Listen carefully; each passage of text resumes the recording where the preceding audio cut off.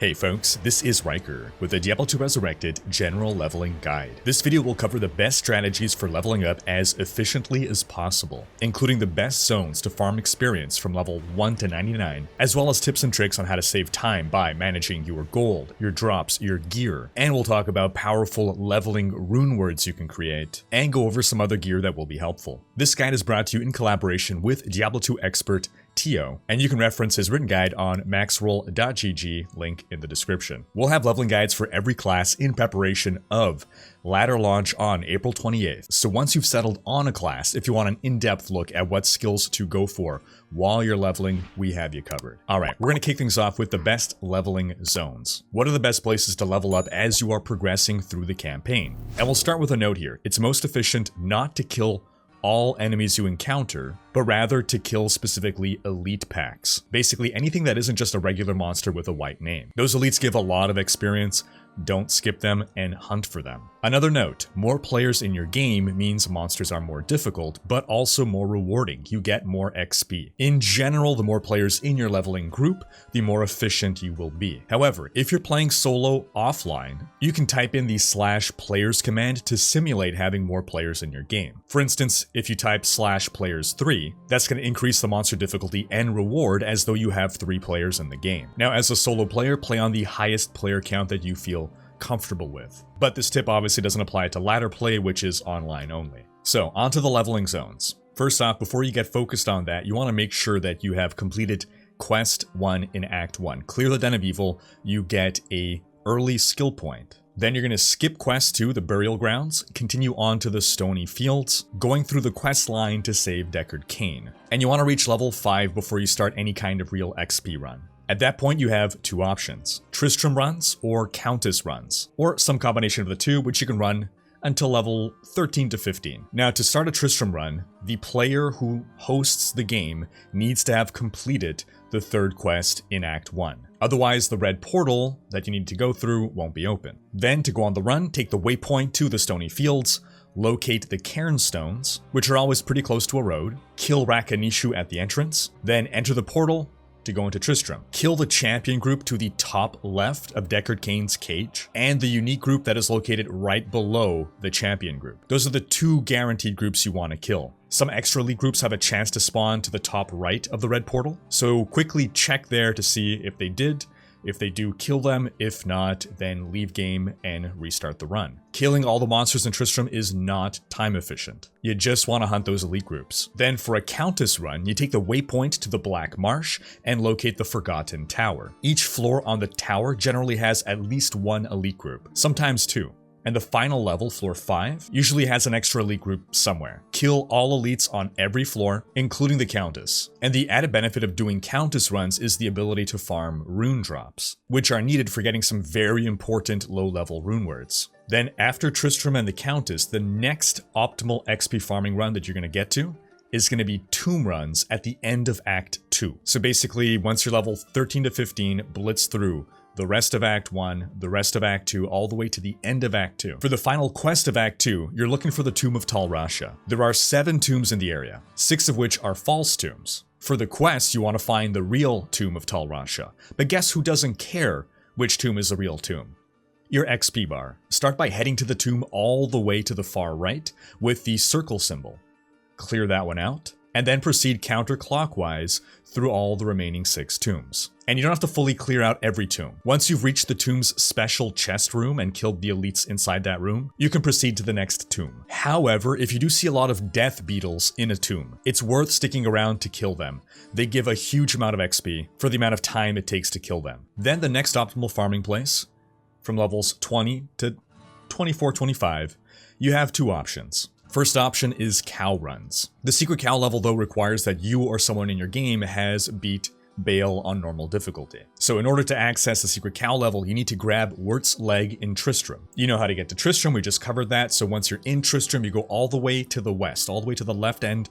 You're going to find the corpse, click on it, grab Wirt's Leg, get out of there. Then in town, you go buy a Tome of Town portal, and you take Wirt's Leg, a Tome of Town portal, put them in your Herodric Cube, hit transmute, and bam, you got yourself a portal to the secret cow level. And unlike the previous versions of Diablo 2, you can now kill the Cow King without locking yourself out. The added benefit of doing cow runs is that if your build can benefit from the powerful Spirit Runeword, which gives +2 to all skills, then you can farm the necessary Crystal Sword or Broadsword that you would use as a base in the cow level. Now again, that's the first and best option for levels 20 to 24, 25, but if you don't have access to the cow level, then you can just continue doing tomb runs until level 24. Then from level 25 to 40, your next farming zone will be Baal's Throne Room, all the way at the end of Act 5. And this is because you start to get XP from the waves of monsters you fight there once you're level 25. And then you can farm those Baal runs all the way to level 40. To do a Baal run, you want to be on the final quest of Act 5. Take the waypoint to the Worldstone Keep level 2 and make your way all the way down to level 3. As a trick to get to level 3, as you're moving away from the waypoint, level 3 will be to the right with respect to the direction your character is facing while running away from the waypoint. Then from level 3, you gotta find the Throne of Destruction. You wanna skip past everything and just get straight to fighting Baal's waves in the throne room as soon as possible. So a staff of teleportation comes in really handy here if you don't have access to teleport. More on that item later on in this video. Now, in a group run, just let the fastest person get to the throne room. Then he opens a portal for everyone to come through. If you feel confident, you can proceed to Nightmare difficulty before you reach level 40, but this is not advised for beginners. Beginners should farm Baal up to 40, then move on. Now, as you go through Nightmare, you're going to gain some levels while progressing through Nightmare difficulty, because the next leveling zone after Baal's Throne Room will be Baal's Throne Room, but this time on Nightmare. And then you can farm Nightmare Baal all the way to level 75 if you really want to be ready for Hell before you take on Hell difficulty. If you feel confident, you can proceed to Hell difficulty before then, level 60 or even sooner if you're really ballsy. But again, this is not advised for beginners. Now for the most efficient farming spots from levels 60 to 97, we have Diablo runs and Baal runs on Hell difficulty. To do a Diablo run, you take the Chaos Sanctuary waypoint and head northeast, killing elites along the way. Then you break the seals, like you've done before to kill Diablo. And Diablo himself is actually not that efficient for levels at this point, but obviously you want to kill him just for the extra gear that can drop. This run altogether is a lot easier than a Hell Baal run. But once you're confident enough to handle a Baal Hell run, that is the most efficient XP farm all the way up to level 97. Now, if you're in a group, you can actually do a combination of Diablo and Baal runs. While you're waiting for one person to get to Baal's Throne Room to open up the portal, the rest of you can be doing a Diablo run. Now, if you get to level 97, things start to get very difficult. XP slowdown already starts in the 90s, but 97 to 99 are very challenging. The only significant source of XP left once you hit 97 is the XP you get from killing Diablo, Baal, and Nilatak on Hell. And ideally, before you kill them, you want to grab an XP shrine. So that covers the farming spots. Let's talk about items now. While you're leveling, there are items that will help you out. Items you can buy from vendors, items that you find as drops, items that you can create as runewords. We're going to go over all of these. So first off, for vendor gear, as soon as possible, you want to buy a Tome of Town Portal and a Tome of Identify. Keep those in your inventory. Sure, Decker Kane gives free identifications, but for maximum efficiency, don't be a cheapskate. Get those tomes. Sometimes it's important to identify items on the field and toss the item if it's trash. Also, Decker Kane is really lazy and doesn't identify items in your Herodric Cube. Ah, you've got quite a treasure there. Maybe inside that cube. I don't want to look. Sucks to be you. Then whenever you're in town, buy health potions, mana potions, and stamina potions early game to ensure you always have a good supply of these. Obviously fill out your belt, but keep extras in your inventory. The smallest amount of free space that you can leave in your inventory is a 2 square wide by 4 square tall spot, and that's to pick up loot. Then to save gold, you also don't have to buy the best mana potions available to you. In normal difficulty, just pick whatever fits best for your mana consumption. But in Nightmare and Hell, the game doesn't give you a choice anymore. Now, stamina potions last 30 seconds. However, their duration stacks. So if you pop 10 stamina potions instantly, you got 5 minutes of unlimited stamina. You do lose the buff, however, if you leave game or you die, so don't go stacking half an hour. Also, stamina management does eventually become a non-factor as you get higher level. Then, as soon as you reach Act 2, go to Farah, buy a belt. This is going to give you more potion slots. Then most builds in the game can benefit from getting a Staff of Teleportation. This gives you charges of the Sorceress's overpowered mobility skill Teleport. You should shop for one of these at Ormus in Act 3, when you are between levels 20 and 23. And this is actually because you'll be too low level to equip it at that point. Meaning when you're shopping for it, it's going to have a red background in the inventory menu, indicating that you can't use it. This just makes shopping for it quicker because now you don't have to look at every single staff, just check the ones with the red background. And then once you hit level 24, equip this item in your weapon swap and swap to it when you want to teleport. Another item that could benefit a lot of builds is a Wand of Lower Resist. This gives you charges of the Necromancer's Lower Resist curse. This is useful for breaking a monster's resistance, or just for doing more damage against particularly tough enemies. You want to shop for one of these wands when you're between levels 31 and 35 to benefit from that same red background trick. And you're going to shop in Nightmare difficulty, Akara Act 1, or Drognin Act 2. Once you're level 36, you can start using it. You want to keep it in your weapon swap,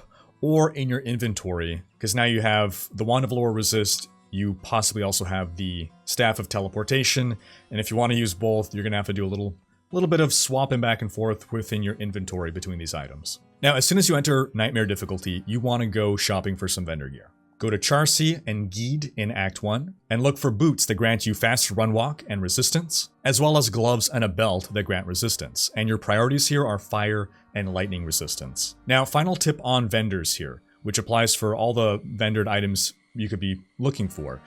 If a vendor does not have a given item in stock, you can refresh the vendor's inventory by leaving town and re-entering, be it via waypoint or be it via literally just running out and back in. If you're playing multiplayer, this only works if no one is in town at the moment. As long as there are players in town, the inventory is locked, but once everyone exits, it's going to refresh. Alright, so we just covered a bunch of vendor gear that we asked you to buy. These things cost gold. Repairing a staff of teleportation, a wand of lower resist, can be very expensive. So let's talk about how to be as efficient as possible with your gold while leveling without slowing down your leveling process.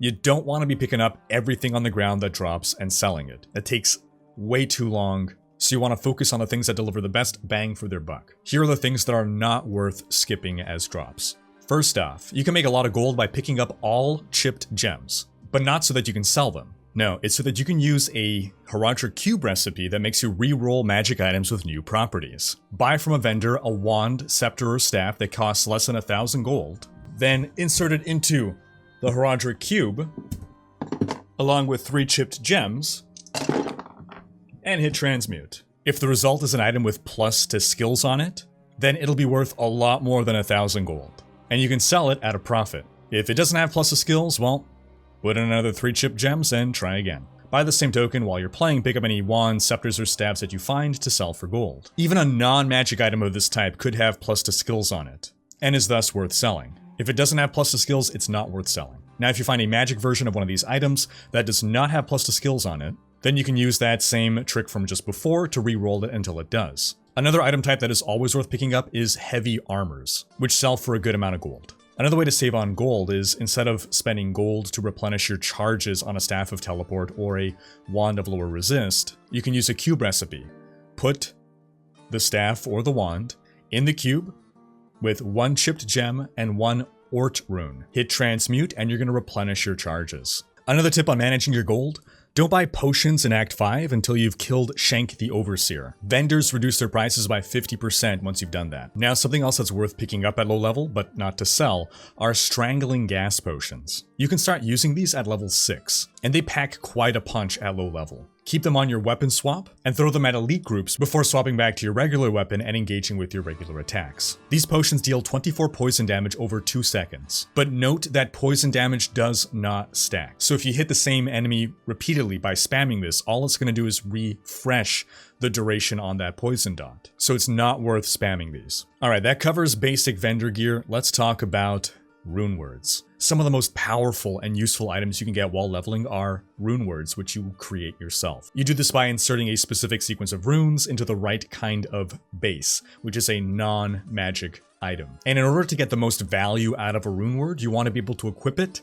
at the lowest level possible. So let's go over some of the most useful leveling runewords. First, we have Stealth, which you create by inserting the Tal and Eth runes into a 2-socket body armor. This gives you faster run walk, faster cast rate, and faster hit recovery. This is the best early leveling rune word for every character, and especially for caster builds. You can shop for 2-socket armor from Charsi in normal Act 1. And you're going to get the Taloneth runes from the Countess on normal difficulty. You need to be level 17 to equip Stealth. Next we have Ancient's Pledge, which you create by inserting the Ral, Ort, and Tal runes into a 3-socket Kite Shield or Large Shield. This gives you massive resistances. It's a powerful shield for almost every character, barring Boazons. Some Paladins might use a Paladin-specific shield, but for the most part, almost every character can use this. Shop for a 3-socket shield at Farah in normal Act 2. As for the runes, you're going to actually get the runes as a quest reward for completing Quest 2 in Act 5. Minimum level on this one is 21. Then the Spirit rune word is made using Tal, Thal, Ort, and Omn runes inside a 4-socket Crystal Sword or Broadsword. This gives a massive +2 to all skills, up to 35% faster cast rate, 55% faster hit recovery, and massive mana. This rune word is arguably overpowered, and every build will use this other than Amazons, who need to use javelins or bows, or the Necromancer, because he's going to use another rune word that's even better just for him. To make Spirit, you're going to farm the base, either a Crystal Sword or a Broadsword, in the Secret Cow level on normal difficulty. Then you're going to use the quest reward from Act 5, first quest, to insert sockets, and that's going to give you 4 sockets. It's important that you get these items from there. If you got the Crystal Sword from elsewhere, it will add the wrong number of sockets. And you're going to get these runes from Nightmare Countess. Minimum level on this is 25. Another useful item is the Lore Helm. Ort rune, Sol rune. This gives +1 to all skills, 30% lightning resist. This is the best in slot for a helm for every character unless you get really lucky and you find a very rare item. Either a unique or even a rare that has really good affixes. For the base, shop for a 2-socket helm from Charsi in normal Act 1. And you get the runes from Nightmare Countess, minimum level 27. Then if you're a fire-based build, you want to get a Leaf. This is Tier rune, Ral rune in a staff. This gives a massive +3 to fire skills. This is very powerful early on for any fire build. Some people mistakenly think this only applies to sorceresses, but it doesn't matter what class you are, it'll buff your fire skills. You will eventually replace this with the Spirit, but minimum level 19 on this, and you get the runes from normal Countess. The return on investment here is great. You can shop for the 2-socket short staff from Akara in normal Act 1. Then if you're a melee build, you can go with the Steel rune word in a scimitar. Tier L runes. This gives you increased attack speed and chance of open wounds, which applies a damage over time. This is very powerful, particularly for paladins early on. Shop for the base, a 2-socket scimitar from Charsi in normal Act 1. Get the runes from normal Countess, minimum level 13 on this rune word. Also, if you're a melee build, the Malice Flail, Ith, L, Eth runes. This gives a 100% chance of open wounds. If you're a double swing barbarian, this is an item to go for early on. Shop for a 3-socket flail at Farah in normal Act 2. Get the runes from normal Countess, minimum level 15. If you're a bow user, you can get a Zephyr Hunter's Bow, Ort, and Eth runes. 25% increased attack speed from this, and faster run walk. This is extremely powerful for Amazons, and other builds can just use this in their weapon swap for faster run walk. Shop for the base, a 2-socket Hunter's Bow from Charsi in normal Act 1. Get the runes from normal Countess, minimum level 21. Another useful item is a Rhyme Bone Shield, Shale, and Eth runes. This gives you Cannot Be Frozen, lots of resistances, and a high block chance. This is a best in slot for the Amazon after her first respec while leveling, when she goes from bow to javelin and actually uses a shield. And it's also useful for barbarians going melee attack against act bosses. Makes you reach that 50% block chance. You shop for this base at Drognin on normal difficulty. And you get the runes from Nightmare Countess, minimum level 29. Now if you're a Necromancer, remember we said there's something better than Spirit, and that is a white rune word in a Bone Wand. Dole rune, Io rune, and you want to put this in a Bone Wand that already has +2 or +3 to Bone Spear. Altogether, this item will give you up to +8 to Bone Spear, which is incredible. This is an endgame item that you can start wearing at level 35. Now, when you're shopping for the base, it is imperative that you're looking for a Bone Wand. Drognin, Act 2, normal, look for +2 or +3 to Bone Spear. And it can have either 0 or 2 sockets. Don't get one that has 1 socket. If it has 2, you're good. If it has 0, you can use the quest reward, Act 5 Quest 1, to add 2 sockets. Other bases cannot get 2 sockets, however. This is why it has to be a Bone Wand. Now, the trouble here is that the Io rune is very, rare. So it can take a long time to farm these. You're farming this from Nightmare Countess. And if you're having trouble finding that Io rune, but you've managed to get 3 Hell runes along the way, then you can insert those 3 Hell runes into your cube plus a chipped diamond, hit transmute, and bam, now you have an Io rune. Now there's one last rune word we'll mention just because there'll be some folks in the comments bringing it up, the Nadir rune word. This is more of a speedrunner thing. This is not recommended for general use. Nadir gives you charges of Cloak of Shadows, which you have to actively use. Cloak of Shadows is an assassin skill that basically makes enemies not see you unless you're standing right next to them. This is a helmet rune word. This can make areas like the Chaos Sanctuary a lot less frightening, but repairing the charges is very expensive. And again, for general use, for the average player, it's not really recommended. All right, that covers the rune words. We're now going to talk about sets and uniques. We're not going to go over every single possibility. There's far too many, and they're not worth going out of your way to farm. This is if you are playing and you happen to get these drops. These are items that are useful to you, or if you happen to have a second character and you got these and you want to pass them down to a new character while leveling, these are helpful. And again, we're going to go over the most common options. So for sets, we have Death's Disguise. Specifically the gloves and belt combination because the weapon is useless. 30% increased attack speed, all resist +8, and cannot be frozen. This is amazing for an attack-based build. And you can use it all the way from level 6 to endgame. The Angelic Raiment set. Ring plus amulet combination, the rest is useless. This gives you a massive attack rating boost. Again, insane for an attack-based build. Another gear set that can be used from level 6 to endgame. Then Arctic gear. You want the full set. This is a very well-rounded set, mostly used by Amazons, but other characters can make use of it. It does, however, have high requirements for dexterity and for strength, which means you'll need to rely on a lot of charms that give you plus to these attributes if you want to be able to equip it early on. Then the Saigon set. Saigon's Complete Steel, you want the full set. This is another very well-rounded set. This is good for pretty much every character, but it does have high strength requirements. Another one is the Cow King's Leathers. Full set. This gives you plus 30% increased attack speed and some other useful stats. Attack builds specifically can make good use of this. For casters, you'd have to sacrifice the stealth rune word for this. It's not a great idea, but you do get plus 100 life and +1 to all skills as of patch 2.4. Now, as for some individual set items that you don't need the full set for, Naj's Puzzler gives you teleport charges and 30% faster cast rate. This is just a better version of a Staff of Teleportation. Sazabi's Mental Sheath gives you +1 to all skills, and up to 20 lightning and fire resist. This is an alternative to a Lore Helm, but it does have high strength requirements. A Telling of the Beads Amulet, +1 to all skills and resistances. This is good for any build that wants plus skills. Tranguil's Claws, 20% faster cast rate, 30% cold resistance. Great for all caster builds. Siverb's Cudgel, plus max damage based on character level. So if you're level 25, it gives you +25. For a period, you can start one-shotting monsters with this. And then lastly, either Sandra's Riprap or Hasaru's Iron Heel,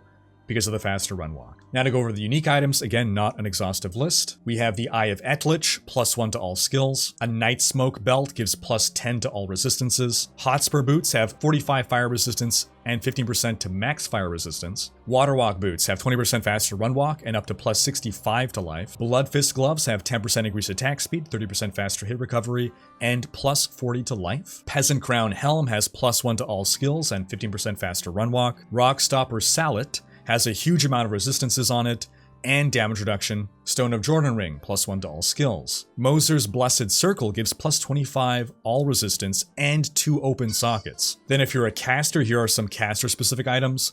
Mage Fist Gauntlets, 20% faster cast rate and 25 mana regen. Skin of the Viper Magi armor has +1 to all skills, 30% faster cast rate, and up to +35 all resist. It's the best armor for casters. Lidless Wall Shield, +1 to all skills, 20% faster cast rate. If you're an attack-based character, String of Ears Sash is great for melee characters with its up to 8% life stolen per hit and up to 15% damage reduction. Hawkmail Armor grants Cannot Be Frozen, so important for a melee build.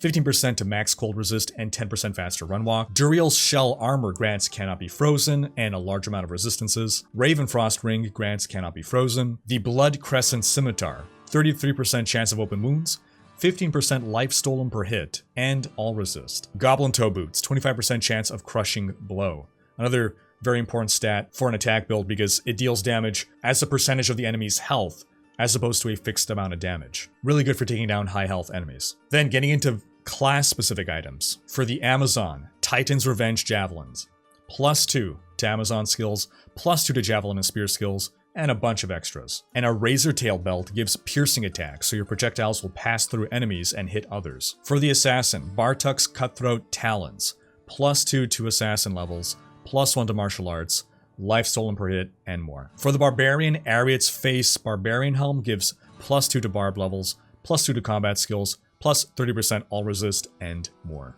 For the Druid, Jalal's Mane, +2 Druid skills, +2 shapeshifting skills, +30 all resist, and more. For the Necromancer, the Homunculus Trophy gives +2 Necro levels, +40 all resist, and more. For the Paladin, the Herald of the Zakarum Shield, +2 Paladin skills, +2 combat skills, +50 all resist, and more. Also, the Steel Class Shield grants +1 to Paladin skills and +15 to all resist. Doesn't seem great compared to the Herald of the Zakarum, but hey, if you get it. And lastly, for the Sorceress, the Oculus Swirling Crystal, +3 to Sorceress skills, 30% faster cast rate, 50% magic find, +20 all resist. Now again, this list is not exhaustive, but hopefully you've got an idea of what are desirable stats for a given build or playstyle. So if you find a different unique, a different set item, you can look at it and see, well, does it have some of the stuff that we said was important to have? If yes, maybe it's worth equipping. If not, probably not. As a reminder, we're going to have a leveling guide for every class to go over the skills that you want, and also be sure to check out our ultimate beginner's guide to Diablo 2. Thanks for watching. Special thanks to my Twitch, Patreon, and YouTube supporters for making these videos possible. If you like what you see on this channel and want to support the creation of more content, you can consider pledging on YouTube or Patreon and unlocking behind-the-scenes content, monthly virtual hangouts, and more. If you enjoyed this video, please share it, check out these other videos, and subscribe to join Riker's Raiders for more Diablo content.